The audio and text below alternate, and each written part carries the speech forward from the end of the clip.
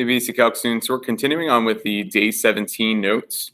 So yesterday we should have filled in the derivatives from the front page of day 17. So now we're going to move on to this concept of linear approximation. And the concept is at the top of the page here. It says linear approximation allows us to model complex functions with something simpler to give us the accuracy we desire without making the work too difficult. So you'll see more what I mean about that in a moment, but we can actually really cleverly evaluate square roots of numbers that we may not know the exact value for easily. We can do it more easily with this concept of linear approximation. As a quick connection from something from pre-calc last year, we can connect this to slant asymptotes, right? Slant asymptotes are linear functions that a function is going to approach as x goes to positive or negative infinity. So in this example here, it says find the equation of the slant asymptote for this function.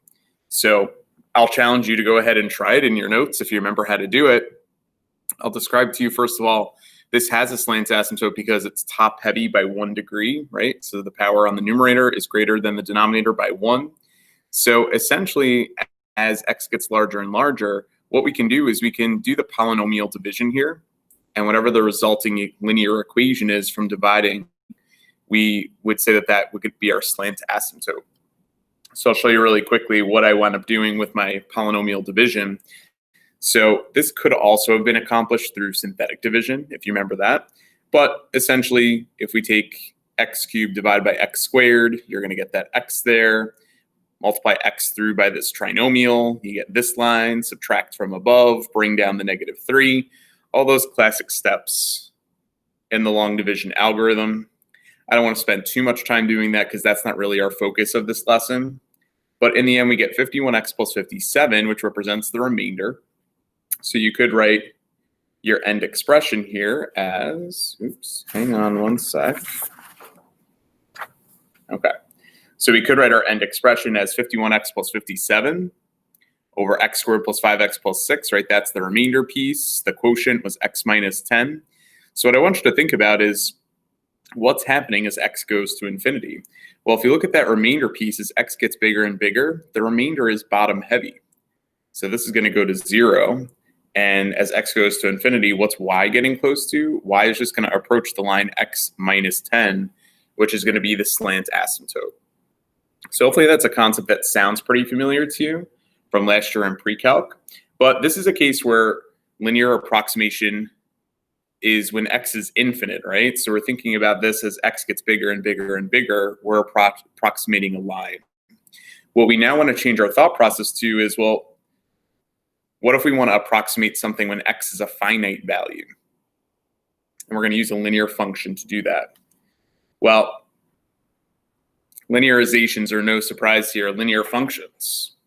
So what we'll see in this lesson is that if we want to determine a specific value at a point on a curve, you can use a derivative to do that, because a derivative, when we get the slope of the tangent line, we can approximate a linear function there. And the diagram below in just a minute, I know it's not in your notes, but it will make a lot of sense, I think. Here's the definition from the textbook, and I'll tell you this definition comes on page 240. Okay, so it's the tangent to a curve lies close to the curve near the point of tangency. So if we go a small interval on either side, the y values on the tangent line are pretty close to the y values on the curve, right? I mean, think about drawing a tangent line to any point on a curve. If you go pretty close on either side, a small, delta x away, you'll find that the y values are pretty close to what the y values are on the tangent line. And if you get really, really close and zoom in at that point of tangency, it's going to appear that that tangent line is going to coincide with the graph, right? And what the textbook uses the term that the graph is locally straight at x equals a. So in the diagram below, here's the exact diagram from your textbook on page 240. So we have this point P that we've drawn a tangent line at. And as you zoom in closer and closer to point P, you can see, oh yeah, I mean, like that line is fitting the curve really nicely at that point, right? So that's the whole idea of linear approximation, that if I go, just a small distance away from point P, we can say, oh, you know what? The y value on the tangent line is pretty close. I mean, there's going to be a little bit of error there, right? But the y value on the tangent line, which is easier for us to calculate in some cases, is going to approximate the y value of the function. Okay, so you can see these magnifications show how closely fit the curve and the tangent line can get. Again, that's on page 240 in the textbook. So let's go on and talk about, so how do we find a linear approximation function? Well, it is just the concept of a derivative. So if you turn to the next page, it says linear approximation is essentially finding the equation of the tangent line at the point A, comma, f of A. So what would that look like in point slope form? Well, if we have the point A, comma, f of A, your tangent line would be y minus f of A equals the derivative at A, f prime of A, and then times x minus A. So linear approximation is really just a fancy way of saying write the equation of the tangent line at this given coordinate point. So here's the equation that we defined to be L of x. Okay. And then we're saying that, you know, for a close interval around this value A, L of x and f of x are approximately the same. Right? I mean, we don't want to go too far out because then the error definitely increases the further away you go from the value A that we're looking at. Let's actually just get right into a practice question and see how we can apply this concept. So it says find the linearization of f of x equals the square root of 1 plus x at x equals 0. So that x equals 0 value, that's the value of A. Okay, that's the point at which we want to find the slope of the tangent line. So if I want to write the linearization of this function, we have to find the derivative, f prime of x. So this is the same thing as 1 plus x to the 1/2 power. And it might be nice to write it that way so that you can apply the chain rule in this case. So it would be 1/2 times 1 plus x now to the negative 1/2 power if I subtract 1. Times the derivative of the inside. Nice thing about this one is that the derivative of the inside is just 1, so that doesn't really affect things too much here. If you want to transfer this over back to a positive exponent and maybe even back into radical form, the derivative would be 1 over 2 times the square root of 1 plus x. Okay. If you leave things with the rational exponents there, not a big deal, but maybe it's easier for us to evaluate now at this point. Because what am I going to need to write the function L of x up here? We're going to need to figure out what is f prime of 0. Okay, what's the derivative at x equals 0? So when I plug in 0 there, we're going to get 1 over 2 times the square root of 1, which is just 1/2. So that's the slope of the tangent line at x equals 0. We also need to find what is f of 0. Okay, so when we plug in 0 to the function, we get square root of 1, which is 1. So now we know the specific point that we're finding the tangent line at is the point 0, comma 1. So with all that being said, we're going to write that L of x equals, okay. The only thing that's different about writing we're not using point slope because we're just adding that f of a value over, right? So f of a in this case, f of 0 is going to be 1 plus f prime of 0, 1/2 times x minus 0 in this case, right? Our a value is going to be 0 for this example. Okay, so if you want to clean that up, of course you can. This is just 1/2 x, so maybe we would be fine to write it as 1/2 x plus 1. And that linear function really approximates the curve radical x plus 1 nicely at x equals 0. And we can use it to do the following estimates. So I'll show you what this looks like below in a second. And then we'll also take a look at a graphical representation. Okay, so what I want you to think about, if I want to use this to evaluate the square root of 1.2. Well, you have to be a little bit cautious here, is that what we're trying to think about is what is that input for x in the function radical 1 plus x to get 1.2 as a result. And that makes sense that it should just be 0.2 then, right? So that's what we're going to plug in for x in our function L of x. So if I do now L of 1.2, that would be 1 plus, or you could do half of the 0.2 plus the 1 for a total of 1.1. Well, I guess that seems to make sense to me, right? I mean, the square root of 1 is 1. Square root of 1.2, sure, 1.1 sounds pretty close, But let's make a quick list off to the side of, what does the calculator actually tell us for the square root of 1.2? There's a nice little step function for you guys. Square root of 1.2 is 1.095 to 3 decimal places. Okay, so that's pretty close. It would round up to the 10th place there. Using very similar logic, square root of 1.05, we want to think of this as the square root of 1 plus that extra 0.05. So that's what's going to get plugged in for x. So L of 1, sorry, did I write the wrong input here? Yeah, this is just L of 0.2. So L of 0.05 would be 1/2 of 0.05 plus 1. And that's going to be 1.025 if you type that into the calculator. All right, so what is the square root of 1.05? 1.025 to 3 decimal places. Wow, that's exact to 3 decimal places. I'm going to write out maybe a few extras just to show, okay, they're not exactly identical. That's what it really is on the calculator, right? And you can see that what's happening is I'm getting closer and closer and closer. I'm reducing this distance away, this x value from 0. I'm getting closer and closer to 0.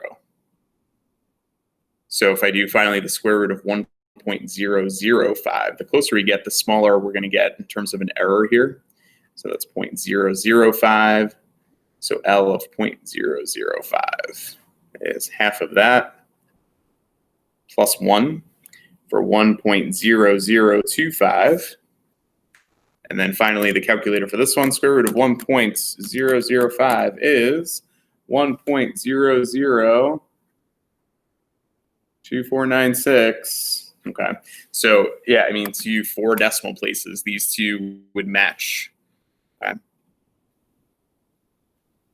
But just as a quick note, as we're seeing, the closer we get, the smaller the error. And what I'm talking about, the closer we get to our value A of 0. So we were decreasing from 0.2 to 0.05 to 0.005, and we saw that our linear approximation and what the calculator tells us the value is, or it's getting smaller and smaller and smaller there. Okay, so you might want to make a quick note. The closer you get to, we'll call it our value A, the smaller the error. And we will formally define the error eventually, but for now, we're just going to think of it as, that distance between the tangent line and the curve. That's the error that we're talking about there. Okay, so we take a look at what the graph looks like here. On the next page, you have a visual representation. Okay. There's the function radical x plus 1. So if you want to sketch that in your notes, and then here's what the tangent line would look like at x equals 0. So we were using that to approximate, things like when the input there for x was, 0.02 or 0.2 and 0.05 and things like that. You wouldn't want to use it to approximate an input for x that's all the way out here. Clearly, the further you get away from x equals 0, the more error you're going to wind up getting. Okay, so keep that in mind. But if you wanted to approximate, what's happening for, let's say, the square root of, something around x equals 3 or x equals 4, all we'd have to do is kind of just readjust our linear model. So you can see that at the bottom here, it says, well, the distance between the curve and the tangent line is the error, which we just talked about. But now let's find L of x for the same function, radical 1 plus x, but do it at x equals 3, and then we'll use it to estimate what we have there for square root of 4.2. All right, so we have the same derivative, don't we, in this example? So we don't have to go back and redetermine f prime of x. That's just 1 over 2 times the square root of 1 plus x. But since we're doing this at x equals 3 now, this is our new value of a. So we need f prime of a, which in this case is f prime of 3. So that's 1 over 2 times the square root of 4, which is 1/4. Okay, we also need f of 3. F of 3 in this example is 2. So we can now get our new linear function L of x would be f of a, so that's 2, plus the derivative, right? Slope of the tangent line times, in this case, just x minus 3. Okay, so to use this to evaluate the square root of 4.2, use the same logic we used a second ago.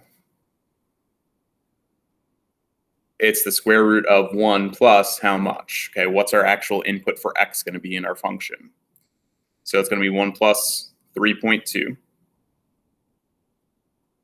So when I go ahead and enter 3.2 as my value of x here in my linear function,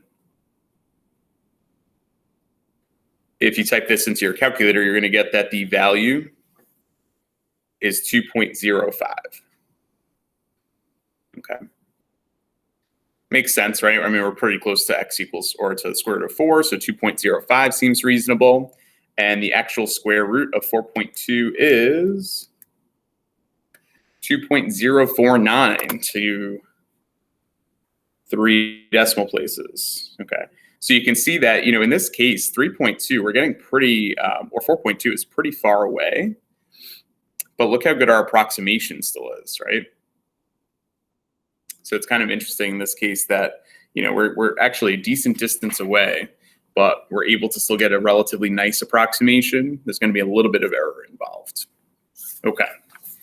So last thing that we're going to look at today together, at least, is what about doing this for y equals tan x?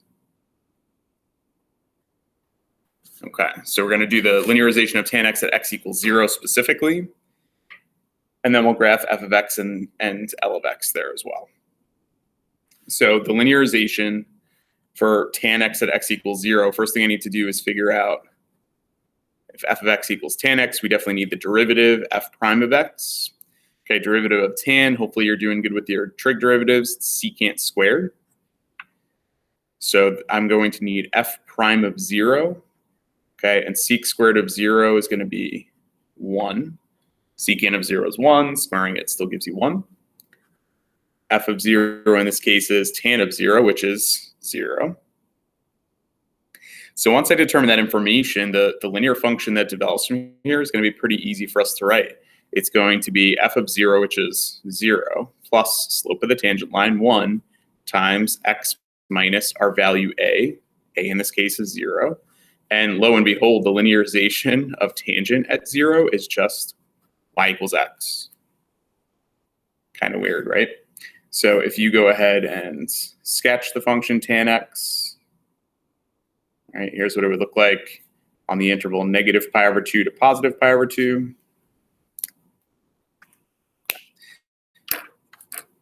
The linearization of tan x at x equals 0 is going to look something like this. There's L of x in there. So clearly, the closer we are to x equals 0, the better we can approximate, values for tangent along the curve using this tangent line here. But if I were to branch away, we definitely want to adjust our value of a in this case. The further away you get from x equals 0 to more easily approximate, values along the tangent curve there.